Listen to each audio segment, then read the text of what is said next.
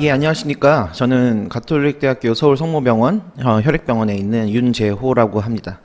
저는 이제 주로 급성 백혈병을 맡고 있고요. 특히 그중에서도 급성 림프모그 백혈병을 현재 보고 있습니다. 저는 위쪽으로는 워낙 급성 림프모그 백혈병으로 유명한 이석 교수님을 모시고 있고요. 둘이 지금 서울성모병원에서 급성 림프모그 백혈병을 보고 있습니다. 아시다시피 급성 림프모그 백혈병 또 급성 골수 백혈병 모두 다 현재 동종 조혈모세포 이식으로 근본적인 치료를 하는 질환이기 때문에 보통 백혈병 그리고 동종 조혈모세포 이식은 연결해서 많이 생각을 하게 되고요. 제가 급성 림프모그 백혈병 보기 전에는 급성 골수성 백혈병 또 맡았던 때가 있어서 전반적인 급성 백혈병에 대한 정리 그리고 조혈모세포 이식을 전반적으로 좀 가볍게 쉽게 좀 이해시켜 드릴 수 있는 방법에 강의가 될 수 있도록 해보겠습니다. 급성 백혈병은 처음에 말씀드렸다시피 일단 유전자의 변이, 클로날 한 어떤 변이가 세포 증식을 연관되는 것들도 있고, 이거는 이제 악성세포가 과다한 증식되는 것과 연관이 있겠죠. 그 다음에 실제 정상적 분할을 막는, 그게 이제 급성 백혈병의 큰 특징이거든요. 정상 분할을 막는 유전자의 변이들, 또 그 정상세포까지 분할되지 않은 아세포를 과다 증식하는 변이들이 딱 맞아 떨어지면 급성 백혈병으로 진행할 수가 있게 되겠죠. 이런 유전자 변이를 일으키는 것은 실제 유전적 요인도 있고요. 실제 가족력도 분명히 있다고 생각합니다. 꼭 백혈병의 부모로부터 백혈병 환자가 나오는 건 아니겠지만 어떤 혈액질환 또는 다른 암종의 어떤 가족력이 있는 경우에 분명히 다른 종류의 암이 생기는 경우들도 좀 많다. 어떤 유전적 취약성을 물려받는 경우들이 있는 것 같다. 그리고 정말 잘 알려져 있는 것들이 다운 증후군을 위시한 여러 가지 유전병들이 있습니다. 그리고 아시다시피 우리 원폭 투하로 잘 알려져 있는 방사능 노출 역시 그런 유전자의 어떤 돌연변이를 일으킬 수 있는 요인이 되고요. 여러 가지 케미칼, 벤젠, 석유 합성물질, 페인트, 흡연 이런 것들, 또 약 중에는 알키로아제를 포함한 여러 가지 항암제들, 또 우리가 잘 알지 못하는 아주 여러 가지 그런 것들이 모두 다 유전자 돌연변이를 일으킬 수 있는 요인으로서 생각할 수 있겠고요.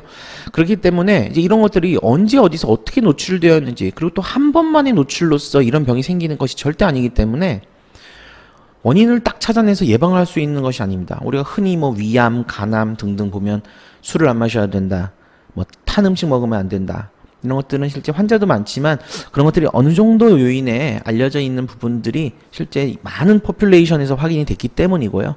아시다시피 혈액질환들은 어느 것 하나 다 조금 발생이 적고 굉장히 희귀 질환에 속해요. 그래서 많은 환자를 대한 분석을 아주 정말 명확하게 하기는 좀 어렵다. 현재로서는 진단을 빨리 하고 거기에 대해서 적절히 치료하는 것만이 해결책이다 라고 말씀을 드리고자 합니다. 백혈병의 증상은 앞서 말씀드렸다시피 여러 영향을 받는 혈구, 백혈구가 증가하게 되면은 백혈구가 늘어나면서 혈류가 잘 순환에 문제가 생길 수 있어서 실제 머리혈관, 뇌혈관이 막히거나 이런 일이 벌어지면서 실제 일이 벌어질 수 있고요. 정상 백혈구가 감소하다 보니 아무래도 감염증과 폐혈증이 악화될 수 있는 경우, 적혈구 감소되면 결국 빈혈, 또 그와 연관된 증상인 어지럼, 호흡곤란, 기관 손상 등, 또 혈소판이 감소함으로 생기는 출혈합병증이 있고요. 백혈병의 세포가 자연 융해되면서 벌어질 때, 또는 치료를 하면서 벌어질 때 이제 종양 융해 증후군이라는 게 생기는데, 이것은 주로 이제 급성 신부전, 콩팥을 다치게 하는 것으로서 위시한 전신성 기관 손상을 유발하는 합병증이 되겠고, 또 범발성 혈관 내 응고증이라는 매우 심한 출혈성 질환, 대표적인 게 급성 전골수성 백혈병이에요. 전골수성 백혈병의 그 백혈병 세포는 이 응고증을 일으키는 응고 질환을 일으키는 출혈성 합병증을 일으키는 데 좀 대표적인 것이 되겠고요. 그리하여 정말 결국 백혈병으로 돌아가신 이유는 감염 그리고 출혈 때문이다. 다음과 같은 것들이 이제 주요 요인이 되고, 이제 이런 것들을 저희가 이제 줄이기 위해서 수혈도 하고 예방적인 감염 조치, 그리고 정말 감염증에 대한 항생제 및 항바이러스, 항진균 치료를 열심히 하는 것입니다. 급성 백혈병은 환자가 다음과 같이 백혈구가 39,000개까지 오르거나, 또는 이렇게 백혈구, 빈혈 이렇게 수치가 떨어지는 어느 쪽으로 나타날 수 있어요. 대체로는 이제 백혈구 및 아세포, 여기 보면은 블라스트라는 영어로 되어 있는 요 명칭이 92% 있다 그러는데요. 결국 39,000개나 올라가 있는 백혈구의 대다수는 이 아세포다. 증식을 멈춘 암세포다라는 것이라서 요런 걸 보면은 아 이건 거의 급성 백혈병이다라고 저희가 무슨 대단한 걸 아는 사람처럼 얘기를 하게 되죠. 또 어떤 경우에는 백혈병 세포가 막 시작될 때는 혈구 감소 이런 식으로 수치가 떨어지는 것으로서 진단이 되기도 해요. 환자분이 오기도 합니다. 대체로는 특이적인 증상이 없어요. 간혹 이제 열이 나거나 또 혈소판이 낮으니까 약간 출혈성 증상으로 오기도 하고요. 이런 혈액 수치만 봐서는 절대 이게 급성 골수백혈병이냐 급성 림프백혈병이냐 알 수가 없습니다. 그래서 무엇을 해야 되느냐? 앞서 말씀드렸던 골수 검사를 해야 되죠. 그래서 이런 이혈구 이상의 범혈구 감소증이다. 또 미성수 이상세포가 보인다. 이런 경우는 앞에 말씀드린 이 골수 질환의 대표적인 것들, 급성 골수백혈병, 급성 림프모백혈병, 그리고 골수형성 이상 증후군들을 감별하기 위한 목적으로서 골수 검사를 반드시 시행을 해야 돼요. 골수 검사는 현재 지금 저희가 이제 이런 골수 리드를 사용을 하고 있고요. 환자분들을 이렇게 모로 눕히기도 하고 그리고 엎드리기도 합니다. 그래서 이제 후방 장골극 그냥 사람의 엉덩이를 만져보면 그냥 가장 튀어있는 요 빨간색 체크를 한 이런 부위가 있어요. 이 부위에 다음과 같이 바늘을 넣어서 검사를 하게 되는데요. 이게 아무래도 안쪽으로 들어가는데 이제 정말 조절이 안 되는 경우는 이 뼈를 뚫고 이 얇은 부위를 뚫고 골반 내부로 바늘이 들어올 수가 있겠죠. 여기 보시다시피 많은 혈관들 여성의 경우 이게 자궁, 방광 등이 있을 수 있는데 정말 자칫 잘못하면 이게 안으로 많이 들어오면서 이런 혈관을 찌를 수가 있다. 실제 저희가 몇 년에 한 번은 이렇게 미세혈관 같은 거를 정말 찌르는 부작용을 저희가 겪기도 합니다. 근데 물론 이제 그에 대해서 대비를 하고 있고 그런 일이 생길 때 바로 조치할 수 있는 대비를 하고 있는 것은 사실이죠. 그래서 이런 것들을 저희가 이제 실제 인턴 선생님들, 전공의 선생님들 또 테크니션 여러분들께 이제 교육을 해서 안전하게 골수 검사를 할 수 있도록 저희가 유도하고 있습니다. 실제 그날 뽑은 골수는 도말 슬라이드라는 걸 이렇게 만들어서 정상 골수와 다른 세포들이 존재하는지를 확인을 합니다. 그래서 그날 바로 저희가 확인하는 것이 도말 슬라이드를 통해서 세포의 형태학적 이상을 먼저 확인을 해서 이것만 봐도 아 이건 뭐 거의 백혈병이구나. 예상했던 백혈병은 아닌데 골수 기능이 좀 낮은 것인 것 같은데 이런 것들을 보통 당일 밤 늦게는 확인을 하게 되고요. 그것을 채취한 그 골수 세포들을 이제 통해서 유전자 검사, 염색체 검사, 또 조직 검사 등을 추가로 시행을 합니다. 그래서 이런 세포 표지자 검사, 염색체 검사 이런 것들이 다 정밀 검사 결과들이에요. 저희가 이제 이런 것들은 환자분께 자세히 말씀드리기도 하고 실제 저희가 이제 치료에 적용하기 위해서 지금도 끊임없이 분석하고 이 결과가 나왔을 때 환자들한테 어떤 문제가 있는지에 대해서 설명을 드리게 됩니다. 급성 백혈병의 치료는 앞서 말씀드렸다시피 관해 유도 항암 화학요법이 기본이고요. 목적은 관해를 획득해야 한다. 그 다음에 공고항암 화학요법은 한 번의 항암으로써 관해 정도 우리 육안상으로 보이는 관해는 획득할 수 있을지 모르나 눈에 보이지 않는 미세잔존병소는 바로 제거되기는 어려운 경우가 대부분이기 때문에 추가적인 미세잔존병소 제거를 하기 위한 것을 한다. 궁극적으로는 조혈만세포 이식과 유지요법을 시행함으로써 장기적인 관해를 유지한다. 이런 큰 3단계의 어떤 치료 전략을 세우는데요. 자, 급성 골수성 백혈병. 현재 저희가 이제 37이라는 요법은 이렇게 아이다 루비신, 무슨 루비신, 다우노 루비신 이런 3일짜리 루비신이라는 요런 종류의 약을 3일 정도 사용을 하고 그 이후에 이제 사이타라빈이라는 약을 저용량 지속주입 요법 일주일을 동일 앞에 3일간 겹쳐서 이후는 4일간은 사이타라빈만 투여를 하게 되는 일이 있는데요. 보통 이게 정말 70년대부터 지금 거의 40년 이상 이 요법을 저희가 사용을 하고 있는데 이 이상의 어떤 성과를 보이는 조합을 아직 찾지를 못하고 있다. 입니다. 실제로. 그래서 이 표준 치료는 거의 모든 병원이 동일하다라고 보시면 됩니다. 물론 최근에 다양한 종류의 표적 치료제가 나왔고 아시는 분들 또 환우분들 중에도 분명히 있을 거예요. FLT라는 이 유전자가 이제 돌연변이가 있는 경우에 이제 미도스타우린이라는 약을 비급여 로 이 초기 투여 2주를 사용할 수 있게 됐다. 현재 2주 사용하는데 비급여가 한 950만 원 가까이 되는데요.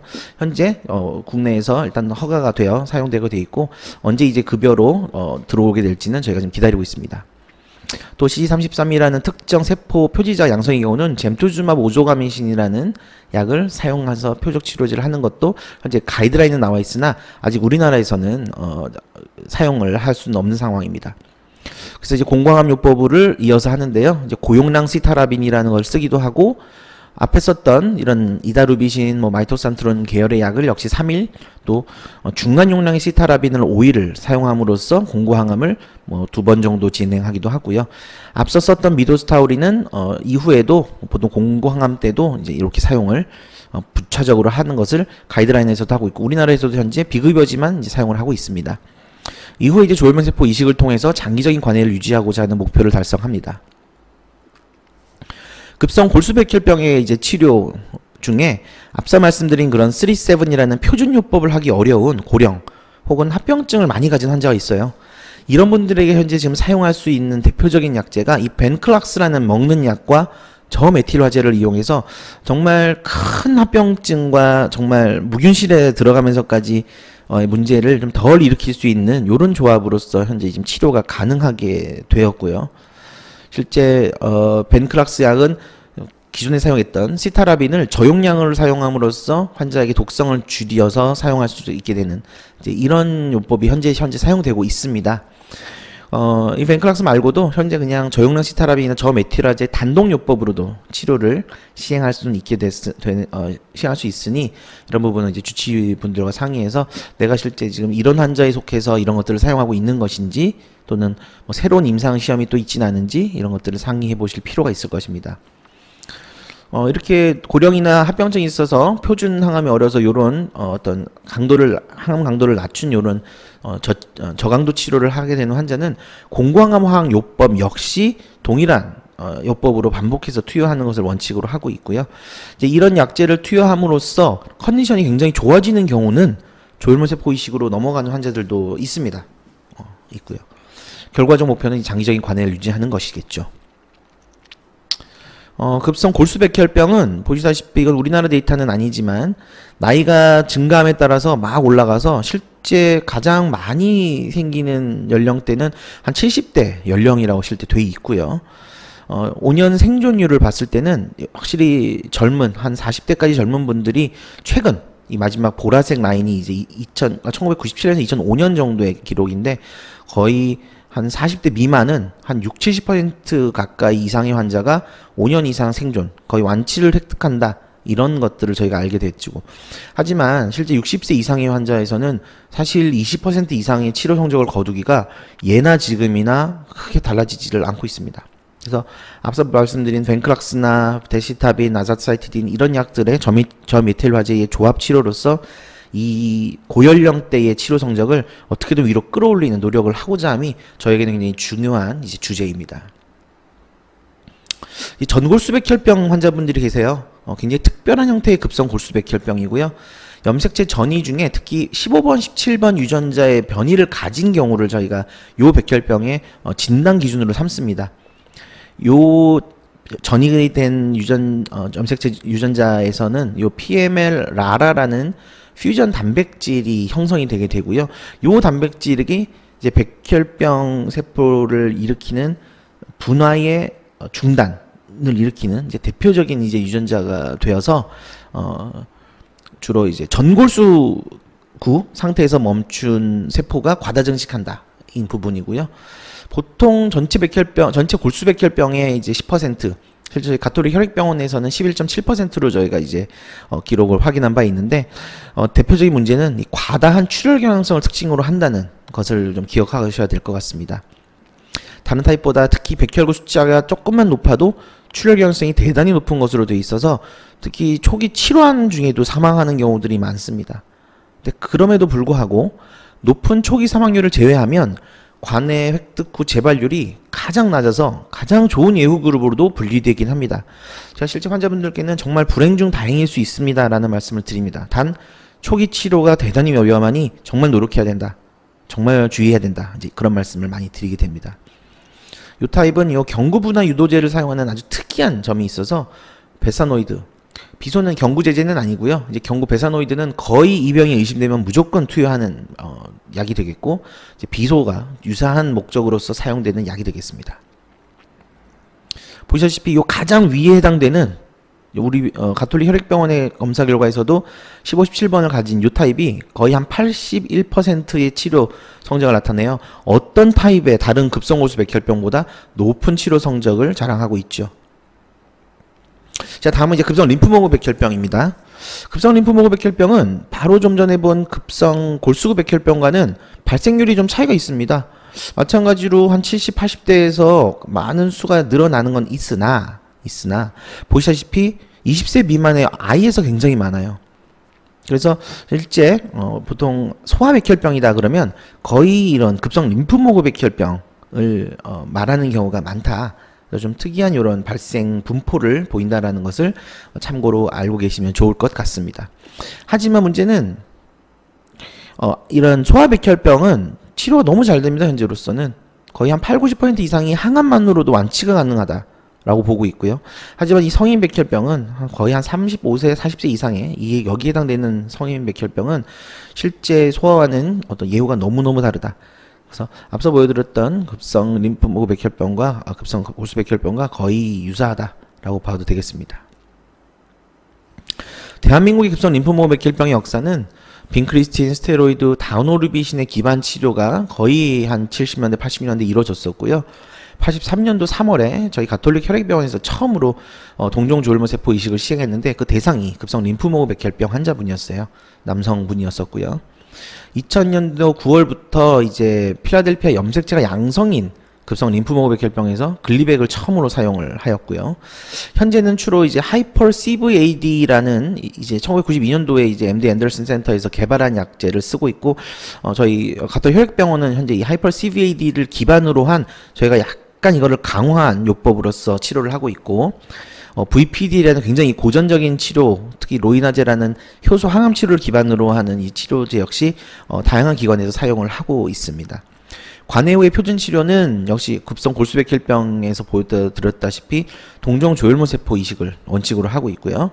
현재 급성 림프모그 백혈병은 미세 잔존병소, 정말 눈에 보이지 않는 암세포의 양까지도 확인이 현재 가능한 상태로서 필라델피아 양성, 음성 모두 여러 가지 방법을 통해서 이제 미세 잔존병소를 확인하고, 그 미세 잔존병소에 따라서 정말 미세 잔존병소가 없다, 그런 경우에는 치료를 조금 약하게 해야 되지 않을까라는 어떤 전략에 대한 고민, 또는 미세 잔존병소가 좀 많이 남아있다 할 경우에는 아무래도 치료 강도를 높이고 아무래도 동종조혈모세포 이식을 더더군 해야겠구나 라는 생각을 이제 갖게 된다.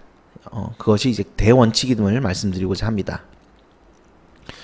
문제는 이제 불응성입니다. 사실 급성 림프모그 백혈병은 초치료 시의 관해율이 90% 이상이에요. 대부분 관해돼서 너무 좋다 하고, 또 많은 수가 동종조혈세포 이식으로 잘 이행을 하는데, 문제는 실제 동종조혈세포 이식으로 못 가는 환자가 한 20% 되고, 심지어 동종조혈세포 이식을 시행하고도 약 25%에서 재발을 해요. 그래서 첫 진단으로부터 어떻게든 재발 불응성 되는 환자가 사실 거의 한 40% 이상인데, 그 환자분들은 그 치료 반응도가 이 초치료의 관해율 90%의 반 미만으로 떨어집니다. 그래서 관해부터가 잘 안 돼요. 거의 30-40%의 관해율을 이제껏 보였었고, 과거에 또 치료의 주전략은 그래서 재관해를 그렇게 겨우 획득하면 겨우 재이식으로 넘어가는 경우, 또 그렇게 해서 또 재이식을 경우에도 그 치료 성적이 결국 40%를 밑도는 수준이 돼서 저희로서는 굉장히 좀 어려운 이제 치료 환자가 된다라는 부분인데요. 이제 이런 재관해를 위한 신약이 블린사이토, 베스폰사와 같은 약들이 많이 지금 개발됐고 시약처 통과를 하고 각각 현재 보험으로 사용이 가능한 정도까지 됐습니다. 현재 이 두 가지 약제 모두 재발 불응성 비세포 림프모그 백혈병에서 허가가 돼 있고, 현재 보험으로서는 필라델피아 음성인 2차에서는 모두 보험으로 사용이 가능해요. 두 가지 약제가. 하지만 필라델피아 양성 환자에서는 블린사이토만, 그것도 3차 이상에서 보험이 됩니다. 이거는 참고로 알고 계시면 좋겠고요. 두 가지 약제 모두가 치료 성적이 기존에 30-40%밖에는 재관해를 획득하지 못한다고 했는데, 거의 한 7-80%의 관해율을 일단 획득하고, 실제 거의 암단백질이 보이지 않는 수준의 그런 미세 잔존병소 또한 기존의 2배 이상에서 획득이 가능하기 때문에 재이식으로 진행 가능성 역시 2배 이상 올라가고, 그 치료 성적 역시 상당히 좋아질 것으로 기대를 하는데 아직 장기간의 생존 효과에 대해서는 아직은 결과가 다 나오지 않았기 때문에 저희가 이제 장기적인 추적을 하고 또 발표를 함으로써 환우분들께 보여드리게 돼야 될 것 같습니다. 궁극적으로는 이 약들이 현재는 재발 불응 환자한테서만 사용이 되지만 아마 처음부터 굉장히 치료의 앞 단계부터 사용할 경우에 훨씬 전체 치료 성적이 좋아질 것이라고 저희가 가설을 진행해서 임상시 연구를 하고 있는 부분들이 있어서 아마 머지않아 굉장히 앞 단계에서도 해당 약제들을 사용할 수 있게 될 날이 멀지 않았다고 생각하고 있습니다. CAR-T 치료제라고 많이 들어보셨을 거예요. 현재 재발 불응성 소아 ALL 그리고 재발 불응성 림프종 환자에게 이제 국내에서 시각처 승인은 떨어졌습니다. 하지만 아직 보험 인정을 되지를 못했어요. 네. 실제 이제 재발 불응성 소아 급성 림프모구 백혈병에서는 재관해율 또 장기 생존율에 있어서 이미 여러 연구에서 좋은 결과를 보여주고 있고 이미 이제 국내 도입도 아직 멀지 않았다. 하지만 뭐 외국에서 벌써 수년간 지금 임상 연구, 특히 중국 이런 데서도 하고 있는 연구를 지금 저희가 아직도 단 한 케이스도 국내 기술로서 도입하지 못하고 있다라는 부분은 어찌 보면 저희가 반성해야 될 일이다라고 생각을 하고 있습니다. 자, 이제 시간이 많이 지났네요. 조혈모세포 이식으로 넘어가도록 하겠습니다. 조혈모세포 이식은 1950년대부터 여러 가지 개발을 통해서 68년도 동종 골수 이식을 처음 시행했고요. 대한민국에서는 앞서 말씀드렸다시피 1983년 다음과 같이 이제 가톨릭대학 골수 이식팀에서 성인 ALL 환자가 골수 이식에 성공을 했고요. 그 이후로 자가조혈모세포, 제대혈, 혈연간 불일치 이식들 등등등이 진행되면서 쾌거를 이루고 있습니다. 이식 통계는 다음과 같습니다. 2017년까지 최근에는 거의 1년에 한 2,800에서 3,000개 가까이의 전체 이식을 보이고 있고요.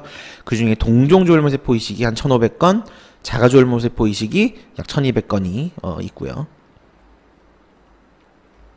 자가조혈모세포 이식과 동종조혈모세포 이식은 근본적으로 동종조혈모세포 이식하면은 숙주 반응 이런 거 먼저 생각하게 되는데 제가 숙주 반응을 유도하려고 이런 치료를 하는 것이 아니라 이식편대 혈액암 효과를 위해서 저희가 하는 것이에요.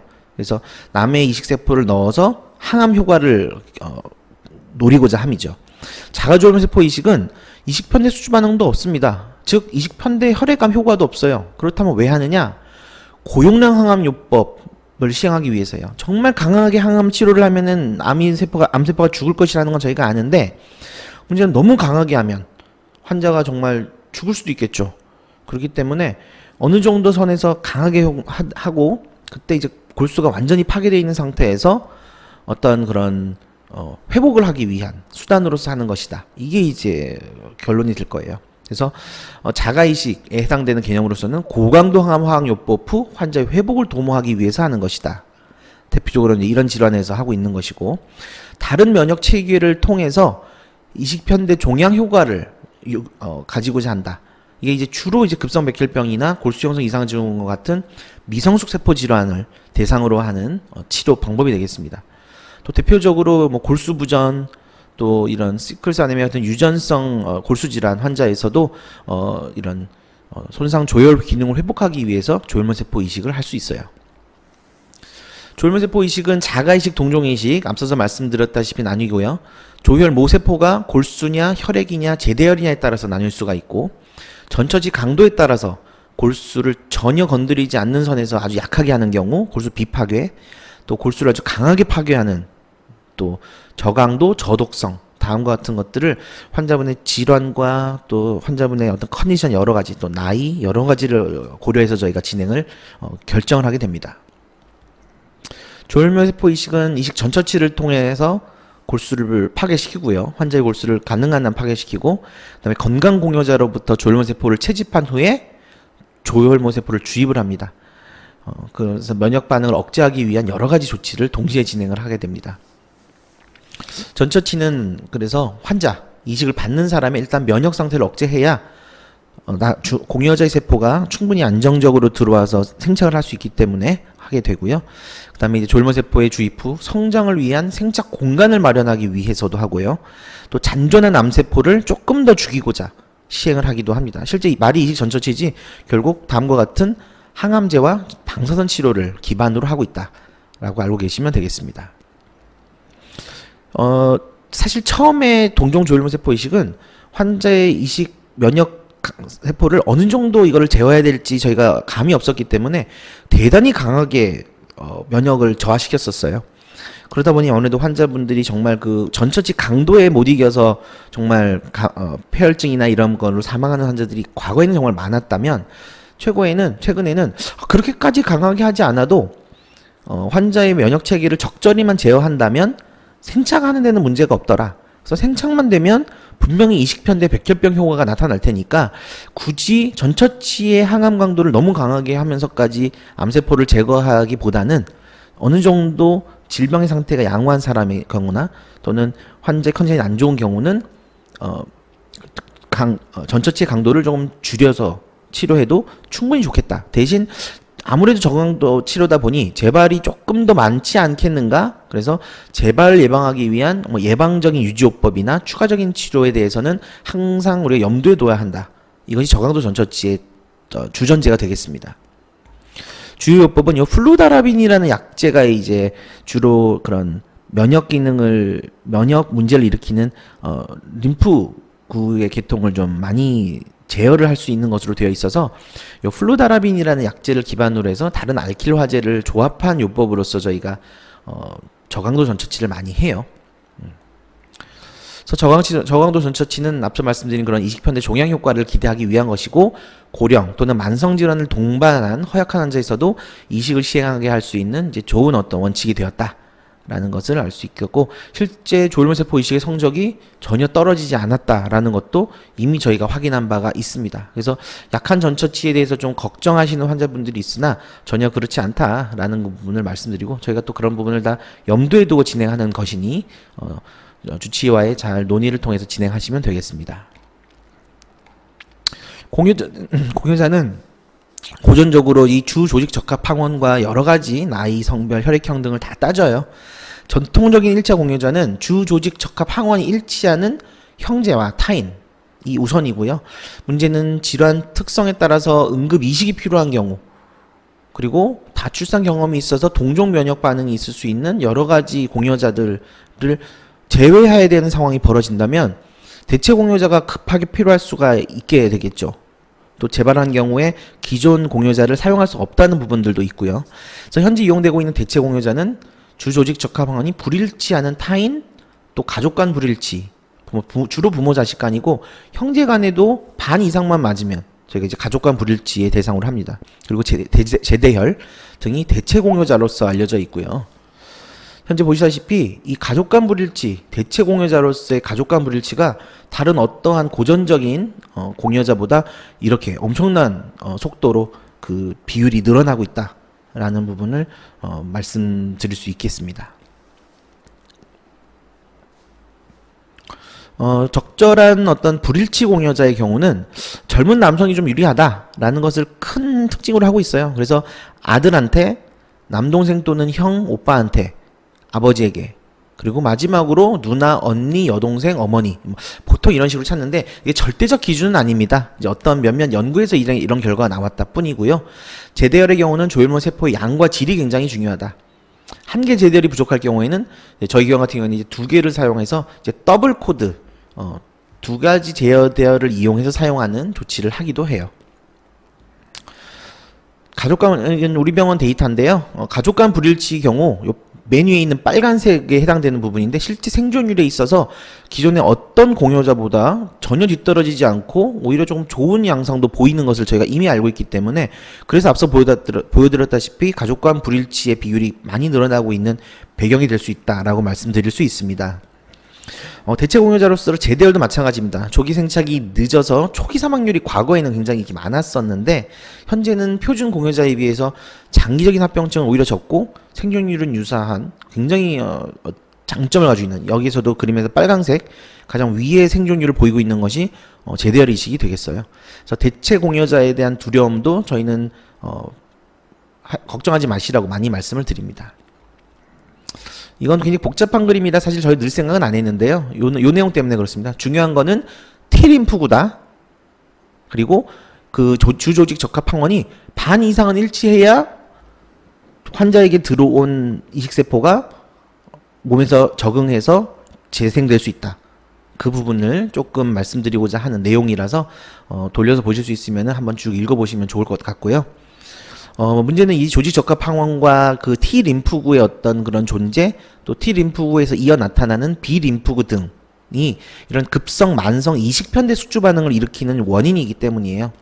그래서 사실 급성 이식편대 숙주 반응은 반드시 이런 조직 적합 항원의 일치 여부 자체와만은 상관은 없지만 초기 염증 반응도 많이 일어나고 워낙 면역 세포의 어떤 그런 적응기가 이제 오래 걸리기 때문에 그래서 공연자 T세포와 환자 황원 제시세포의 이런 이상 활성화 반응 때문에 염증 반응이 심하게 나타나는 것이다. 주로 피부와 장, 간에서 호발한다.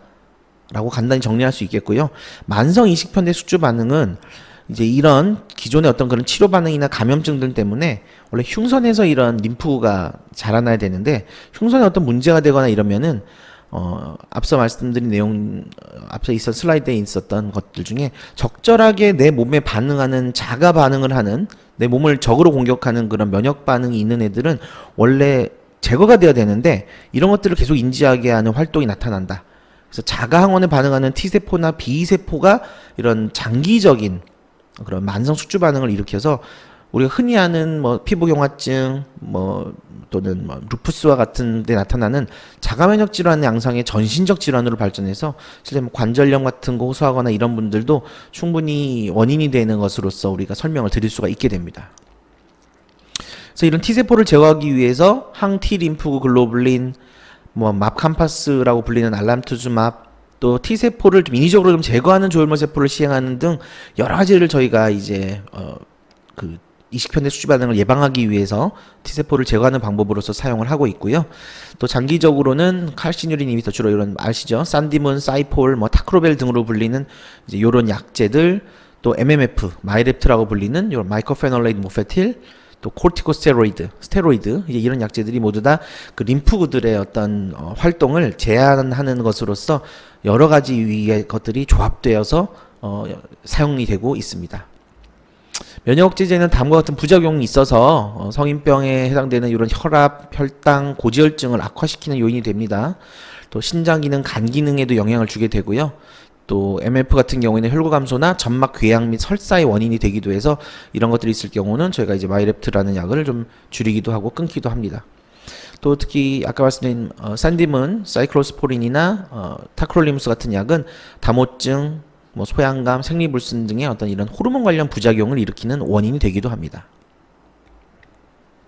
자, 이제 마지막 합병증 얘기입니다. 합병증은 크게 비감염 합병증과 감염 합병증으로 나뉘고요.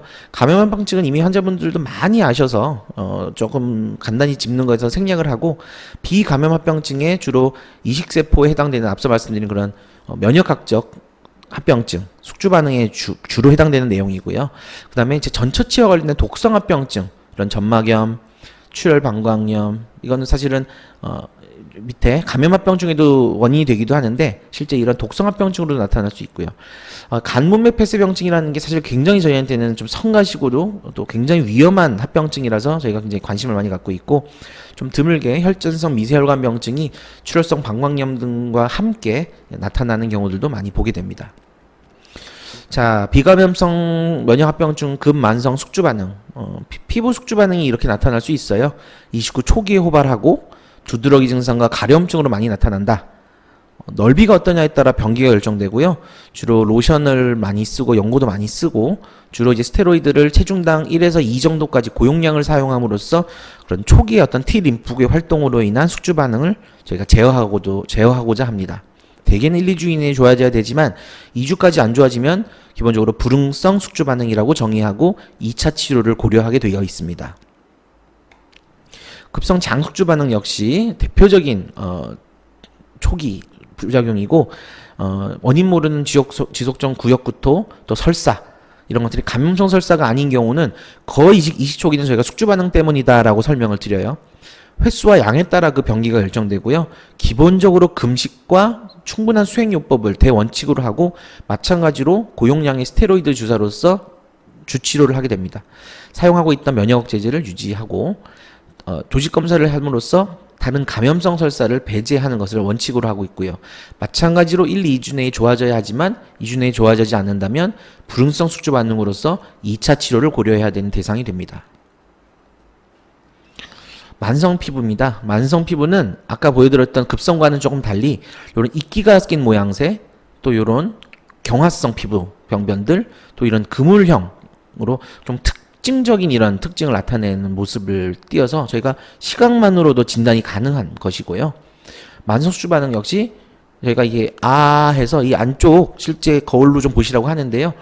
매끈하지 못하고 이런 그물형, 이런 이끼상, 양상이 끼면서 실제 건조해지고 굉장히 매운 음식을 못 먹게 되는 상황이 벌어지는 그런 증상들로 나타나는 것이 만성 구강숙주의 특징이 됩니다. 만성 폐숙주 반응은 예후가 가장 좋지 않고요. 면역 억제제를 유지하고 고용량 항암, 스테로이드 포함한 여러 가지 면역 치료를 하지만 심한 경우는 폐이식까지 하게 되는 경우가 있고, 만성 폐숙주 반응이 있는 경우는 사실 거의 비가역적이다라고 봐야 되기 때문에 저희는 거의 3개월부터 3개월부터 6개월, 1년, 2년 주기적인 폐기능 검사를 통해서 조금이라도 나빠지게 될 경우에는 바로 어떤 예방적 치료를 들어간다라는 부분을 말씀드리고자 합니다. 만성 숙주 반응은 사실 그렇게 고용량 스테로이드 쓰지 않고요. 보통은 연고나 가글 등으로 우선 치료를 하고 중간 정도 되는 경우부터 이제 약간 고용량 스테로이드를 아무래도 사용하게 되고, 급성기 앞서 사용했던 뭐 MMF나 그런 칼시누린 이니비터 같은 그런 타크로벨 같은 약들을 유지를 합니다. 중증 진행성인 경우는 고용량 스테로이드와 이런 것들을 유지하지만 어쩔 수 없이 다양한 2차 약제를 시도해야 되고요. 대부분 이런 T와 B 림프구를 억제하는 약들로서 다음과 같은 것들이 있고, 어떤 것도 이게 무조건 잘 들어 라고 얘기할 수 있는 최강자의 결과 약제는 아직은 저희가 발견하지는 못했습니다. 환자분에 따라서 부작용 보면서 반응에 따라서 여러 가지를 조합해서 현재 치료를 하고 있습니다. 그런 면역학적 합병증 말고 다음과 같은 여러 가지 비감염성 독성 합병증 등이 있는데요. 그 중에서도 간 문맥 폐쇄증이 보통 생착 후에 3개월 이내에 나타나는 굉장히 좀 위험한, 특히 이런 황달, 간비대, 우상복부 통증, 갑작스런 체중 증가 등으로 나타나는 특징적인 어떤 신드롬으로서 저희가 확인이 됩니다.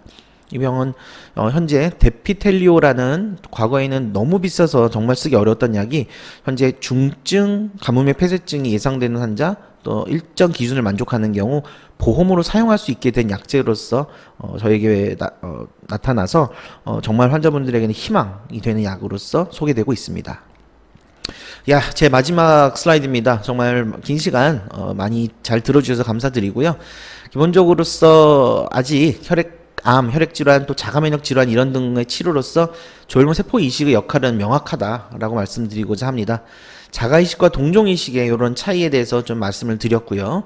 또 동종이식의 이런 비특이적인 어떤 면역 치료로서 면역 재구성과 또 면역 합병증, 그 숙주 반응에 대한 큰 이해와 또 전반적인 치료가 어떻게 되는지 이런 부분을 좀 이해하시면 좋을 것 같고요.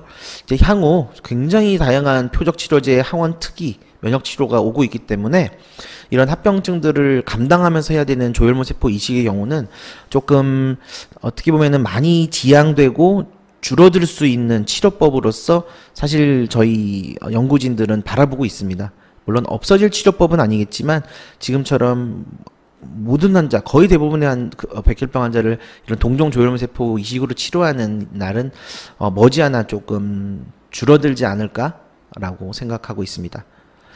매우 감사드리고요. 이어서 질문 받고 상의하는 시간을 갖도록 하겠습니다.